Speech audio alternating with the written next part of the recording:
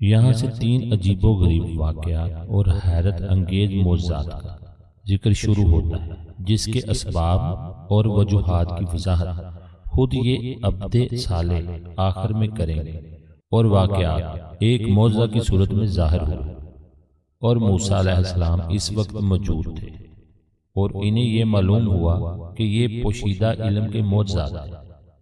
اللہ کے پیغمبر موسیٰ علیہ السلام دریا کے ساحل پر ان نیک بزرگ کے ساتھ ہو لیے۔ یہاں پر جس نیک بزرگ کا ذکر کیا گیا ہے وہ حضرت خضر علیہ السلام، اور یوشع بن نون بھی ان کے پیچھے پیچھے چلے جا رہے تھے۔ اچانک دریا کے وسط میں ایک کشتی چلتی ہوئی نظر آئی۔ اس بزرگ نے اپنے ہاتھ سے اس کی طرف اشارہ کیا۔ کشتی دریا کے کنارے کے قریب پہنچی۔ کشتی میں سوار لوگوں نے ان سے ان کے ارادہ کے متعلق پوچھا۔ لوگوں نے اس بزرگ کو دیکھ کر پہچان لیا، کیونکہ وہ لوگ ان کو ہمیشہ دریا کے کنارے پر عبادت کرتے ہوئے دیکھا کرتے تھے۔ اس بزرگ نے ان سے کہا، ہم یہ چاہتے ہیں کہ جہاں تم جا رہے ہو ہمیں بھی اپنے ہمراہ سوار کر لو، کیونکہ ہمارے پاس اس کے لیے اجرت نہیں ہے۔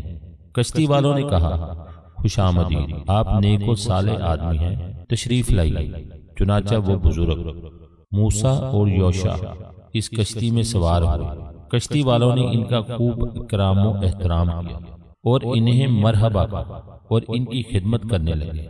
کشتی ان کو لے کر چلنے لگی۔ جب کشتی کسی شہر کے بندرگاہ پر ٹھہرنے کے لیے قریب پہنچی تو اس وقت موسیٰ علیہ السلام نے اس بزرگ کی طرف سے ایک عجیب کارروائی دیکھی کہ انہوں نے اس کشتی سے ایک کلہاڑی لی اور کشتی کے تختوں میں سے ایک تختہ کو توڑنے کی کوشش شروع کر دی، یہاں تک کہ اس کو توڑ دیا۔ موسیٰ علیہ السلام خود پر قابو نہ پا سکے اور ان سے کشتی کا جو حشر کیا اس پر ان کو غصہ آ گیا، اس لیے کہ موسیٰ اس حرکت کو کشتی والوں کے ساتھ بدسلوکی خیال کر رہے تھے۔ نیز اس طرح تو سب کے غرق ہونے کا بھی خطرہ تھا۔ چنانچہ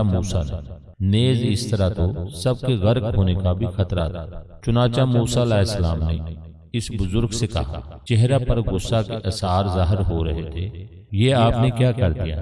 ان لوگوں نے ہمیں بلا اجرت اپنی کشتی میں سوار کیا اور پھر غائب درجہ ہمارا اکرام بھی کیا، مگر آپ نے ان کی کشتی کو پکڑ کے توڑ پھوڑ دیا تاکہ کشتی والے دریا میں ڈوب جائے۔ آپ نے بڑی بھاری یعنی خطرہ کی بات کی۔ ان بزرگ نے کہا، کیا میں نے کہا نہیں تھا کہ آپ سے میرے ساتھ صبر نہ ہو سکے؟ موسیٰ کو یہ بات فوراً یاد آ گئی، یعنی یہ وعدہ جو افعال بھی ان سے صادر ہوں گے ان کے متعلق سوال نہیں کروں گا۔ موسیٰ کو ان بزرگ کے اس فعال پر تعجب ضرور ہوا، کیونکہ یہ فعال کبھی ان کے علم کے مطابق بظاہر صحیح نہیں تھا۔ تاہم موسیٰ علیہ السلام نے اظہار افسوس کرتے ہوئے ان بزرگ سے کہا، مجھ کو یاد نہ رہا تھا، سو آپ میری بھول چوک پر گرفت نہ کیجیے اور میرے اس معاملہ میں مجھ پر زیادہ تنگی نہ ڈالیے۔ جو ہی وہ کشتی منزل مقصود پر جا کر رکی تو وہ بزرگ اس سے اترے اور شہر کے اندر چلے گئے۔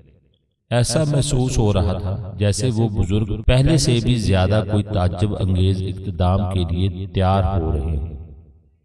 چونکہ موسیٰ علیہ السلام حقیقت حال سے واقف نہیں تھے اور اس ڈر سے کہ کہیں ان پر بے صبری کا الزام نہ لگا دیا جائے یا ان بزرگ کی کوئی شرط ٹوٹ جائے، موسیٰ علیہ السلام ان سے بحث کرنے سے بھی ڈر رہے تھے، کیونکہ شروع ہی میں کہہ دیا تھا کہ جب تک میں تم سے حقیقت حال کا ذکر نہ کر دوں تم مجھ سے کوئی بات نہ پوچھنا۔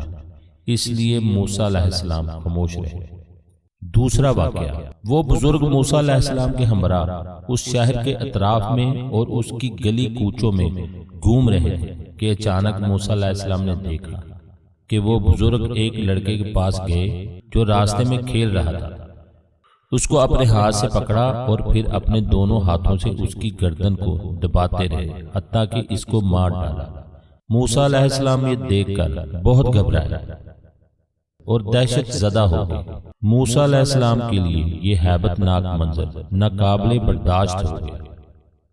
موسیٰ علیہ السلام نے جب اپنے سامنے قتل کی ایک بھیانک صورت دیکھی تو انہوں نے اس عبد صالح کی طرف بنظر تعجب دیکھا اور بڑے غضبناک اور ناراضگی کی حالت میں کہا، اس بیچارے لڑکے نے کیا گناہ کیا تھا جس کی پاداش میں آپ نے اس کو قتل کر دیا؟ سورہ کاف آیت نمبر 74۔ آپ نے ایک بے گناہ بچے کو مار ڈالا اور وہ بھی بے بدلے کسی جان کے، بے شک آپ نے یہ تو بڑی بے جا حرکت کی۔ ان بزرگ نے بڑے اطمینان سے جواب دیا، کیا میں نے آپ سے نہیں کہا تھا کہ آپ سے میرے ساتھ صبر نہ ہو سکے؟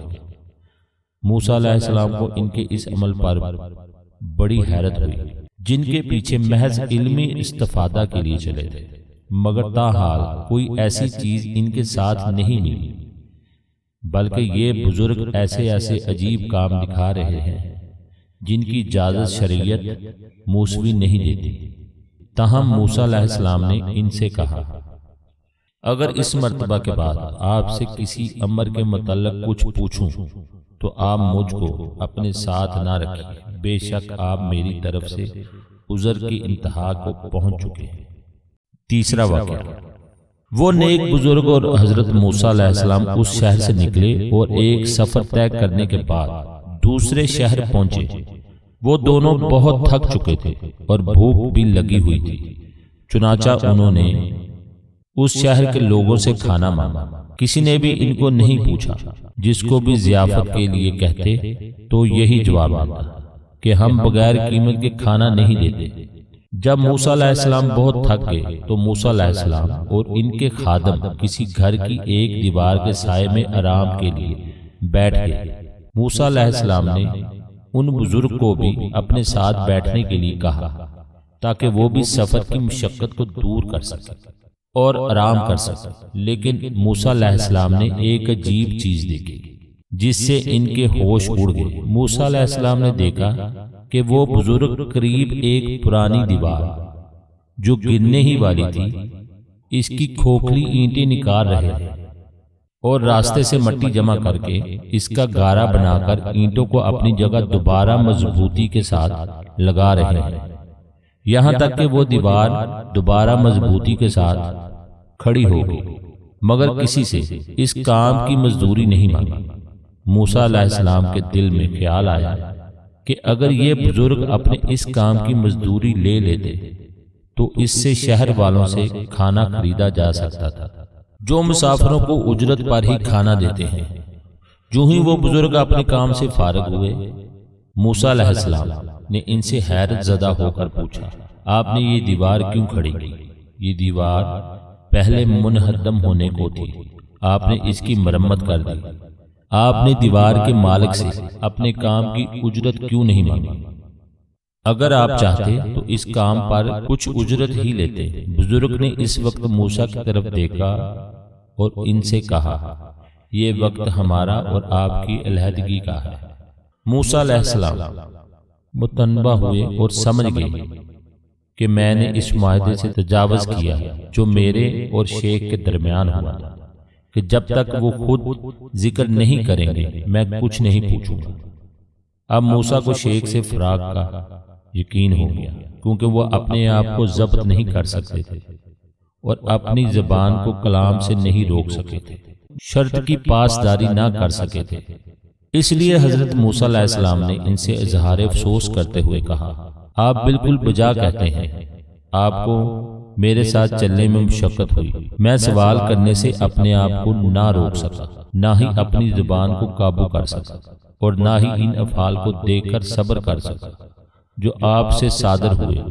مگر شیخ نے بڑے نرم انداز میں کہا، افسوس نہ کیجیے اور غم بھی نہ کیجیے، میں آپ کو ان کاموں کی حقیقت سے آگاہ کرتا ہوں جن کو دیکھ کر آپ سے صبر نہ ہو سکا۔ موسیٰ علیہ السلام اشتیاق و فرحت سے کہا، آپ ضرور مجھے ان واقعات کی حقیقت سے آگاہ کیجیے، میں اس کا بہت مشتاق ہوں۔ شیخ نے کہا، ٹھیک ہے، آؤ چلو بیٹھنے کے لیے کوئی جگہ دیکھتے ہیں تاکہ میں ان کاموں کی وضاحت کر دوں جن کی حقیقت تم سے مخفی رہی۔ تینوں واقعات کشتی کا توڑنا، لڑکے کو قتل کرنا اور اس بخیل بستی کی دیوار کا بنانا جو غریب الوطن کو پلاتی نہیں تھی کی حقیقت کا انکشاف کریں گے تو ہمیں ان معجزات کا علم ہوگا۔ نیز موسیٰ علیہ السلام کو معلوم ہو گیا کہ جو علم ان کے پاس ہے وہ قلیل ہے،